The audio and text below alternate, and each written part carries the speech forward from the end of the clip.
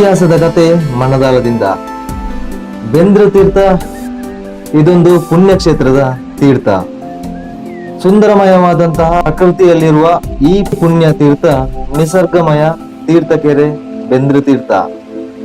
Hi ಎಲ್ರಿಗೂ ನಮಸ್ತೆ, ನಾನ್ ನಿಮ್ಮ ಪ್ರೀತಿಯ ಶರತ್ ಮಾತಾಡ್ತಾ ಇದ್ದೇನೆ.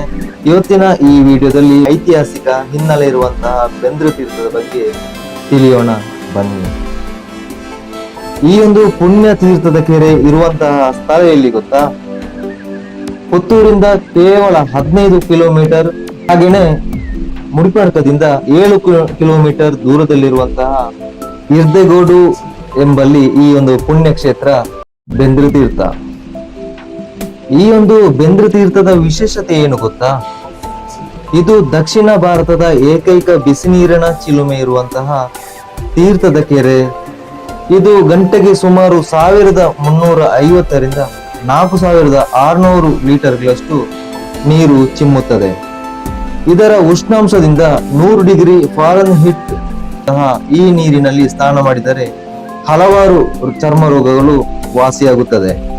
ಈ ಒಂದು ಪುಣ್ಯಕ್ಷೇತ್ರದಲ್ಲಿ ಶ್ರೀ ವಿಷ್ಣುಮೂರ್ತಿ ದೇವರು ಮತ್ತು ಮಾತೆ ಶಾರದೆಯನ್ನು ತನ್ನ ಪಕ್ಕದ ಅಶ್ವತ್ಥ ಕಟ್ಟೆಯಲ್ಲಿ ವರ್ಷಂಪ್ರತಿ ಪೂಜಿಸುತ್ತಾರೆ ಮತ್ತು ದೈವಿಕ ನಂಬಿಕೆ ಎಲ್ಲರಲ್ಲಿ ಇನ್ನಷ್ಟು ಹೆಚ್ಚಿಸಿದೆ.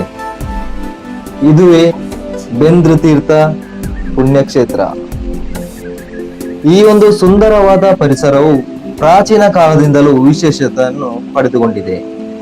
ಯಾವುದೇ ಜನಜಂಗುಳಿ ಇಲ್ಲದೆ, ವಾಹನಗಳ ಕರ್ಕಶವಿಲ್ಲದೆ, ತನಗೆ ತಾನೇ ಸಾಟಿ ಎಂದು ಮರ ಗಿಡ ಹತ್ತಿರದ ನದಿಯಲ್ಲಿ ಮೈ ಚಳಿ ಎನ್ನುವ ವಾತಾವರಣ ಇದ್ದರೆ ತಾನು ಮಾತ್ರ ತನ್ನಲ್ಲಿ ನೀರು ಇರುವ ತನಕ ಎಷ್ಟೇ ಮಳೆ ಇದ್ದರೂ ಮುಂಜಾನೆಯಿಂದಲೇ ಬೆಚ್ಚನೆಯ ನೀರನ್ನು ತಣಿಸುತ್ತಾ ವಿಜ್ಞಾನಕ್ಕೆ ಸವಾಲಾಗಿ ನಿಂತಿರುವ ನಿಸರ್ಗಮಯ ತೀರ್ಥ ಕೆರೆ ಅದುವೇ ಬೆಂದ್ರ ತೀರ್ಥ.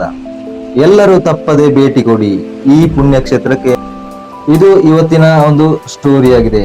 ಹಾಗೆಯೇ ಎಲ್ಲರೂ ಈ ವಿಡಿಯೋನ ಶೇರ್ ಮಾಡಿ, ಸಪೋರ್ಟ್ ಮಾಡಿ ಅಂತ ಹೇಳ್ತಾ ನೆಕ್ಸ್ಟ್ ಅಪ್ಡೇಟ್ ಜೊತೆ ನಿಮ್ಮ ಮುಂದೆ ಬರ್ತೇನೆ. Thank you. ಎಲ್ಲರಿಗೂ ಶುಭವಾಗಲಿ.